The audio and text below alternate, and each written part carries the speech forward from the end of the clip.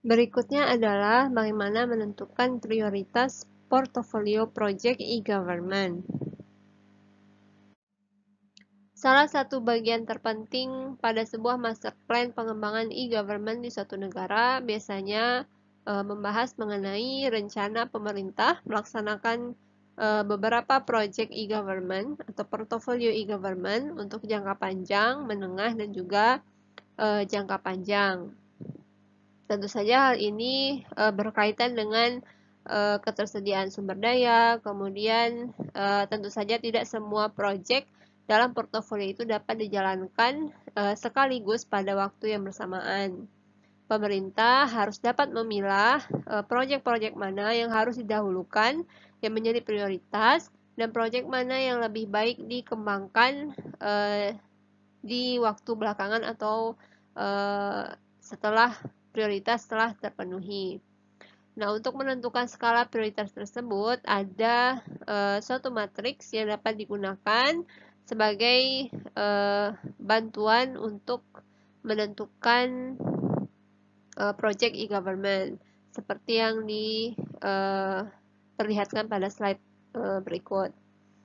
Yang pertama yang harus dilakukan adalah memetakan keseluruhan proyek yang ada di dalam 4 kuadran yang ada pada matriks ini.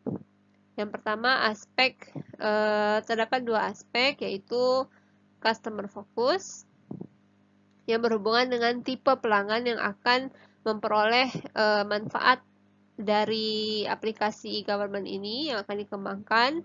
Ada 2 pelanggan di sini, yaitu internal, yaitu mereka yang merupakan bagian dari pemerintahan atau para birokrasi, dan kemudian ada juga eksternal, yaitu masyarakat atau kalangan lain di luar pemerintahan. Kemudian terdapat skop atau ruang lingkup yang berhubungan dengan batasan orang atau lembaga yang akan terlibat dalam proyek e-government tersebut. Ada 2 jenis ruang lingkup di sini, yaitu departemental, kemudian government wide.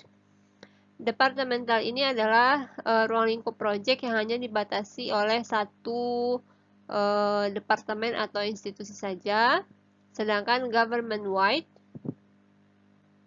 pada dasarnya merupakan proyek yang melibatkan lebih dari satu departemen atau institusi pemerintahan, atau yang disebut juga dengan lintas sektoral.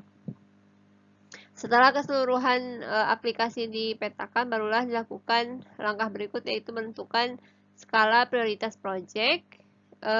Secara prinsip, urutannya adalah yang perlu didahulukan atau yang dapat ditunda berdasarkan kuadran yang ada.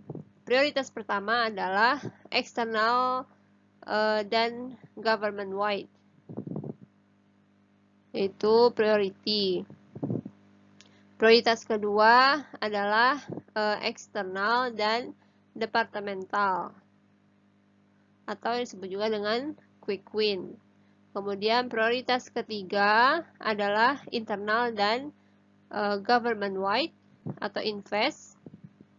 Kemudian prioritas keempat adalah internal dan departemental atau postpone.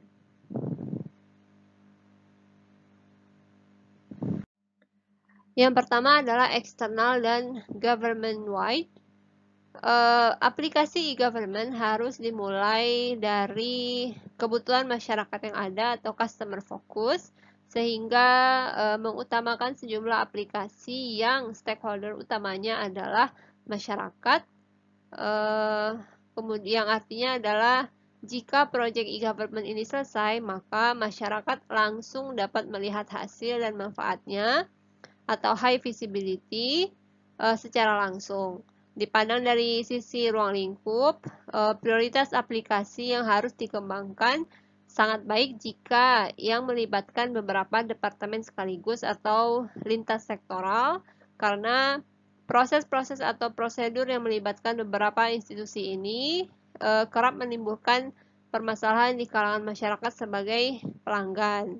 Nah, jika implementasinya berhasil, maka dampak manfaat yang terjadi akan sangat besar atau high impact, sehingga secara signifikan dapat dirasakan oleh masyarakat. Contoh aplikasi e-government pada kuadran ini misalnya adalah mengurus kehilangan paspor misalnya dan menggantinya dengan yang baru, kemudian bagaimana caranya mendirikan partai politik baru, mendirikan perusahaan atau yayasan yang baru, kemudian mengikuti proses tender pengadaan barang pada kebutuhan pemerintahan dan lain sebagainya. Yang kedua adalah eksternal dan departemental.